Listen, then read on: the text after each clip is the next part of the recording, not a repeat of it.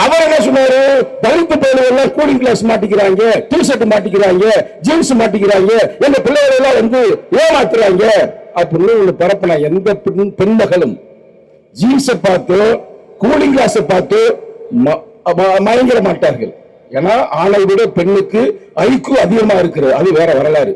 ஆனா இப்படிப்பட்ட மட்டமான கருத்துக்களை எல்லாம் பரப்பி சிக்கலை வளர்க்கும் பொழுது இன்னைக்கு வந்து அதே கருத்தை உள்வாங்கி இருக்கின்ற சமுதாயத்துல ஒரு பையன், ஒரு தம்பி கவின், அவர் என்ன 2 லட்சம் சம்பளம், ஆள் எப்படி இருக்காரு, பர்சனாலிட்டி பாத்தீங்களா, சினிமா ஹீரோ மாதிரி இருக்கிறாரு.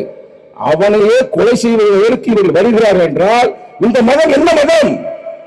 இந்து மதம் சாதியால் வளர்ந்திருக்கிறது. புரட்சியாளர் அம்பேத்கர் அன்றே சொன்னார், இந்து மதம் என்பது சாதி என்ற சாக்கடையில், சாதி என்ற அந்த கல்வியில் உருவாக்கப்பட்ட கோபுரம் இது இடிந்து விழுகும். வருங்காலங்கள் நான் இல்லாமல் கூட போய் அந்த காலகட்டத்தில் ஒரு சில கட்சிகள் சாதியையும் மதத்தை மட்டுமே மையமாக வைத்து நாட்டை சூழாடுவார்கள், நாட்டை அழித்து ஒழிப்பார்கள். அந்த காலகட்டத்தில் எனது தோழர்கள் என் கருத்தை உள்வாங்கியவர்கள் களமாடுவார்கள், களமாட வேண்டும் என்று புரட்சியாளர் அம்பேத்கர் அவர்கள் அந்த காலத்திலே சொன்னார்.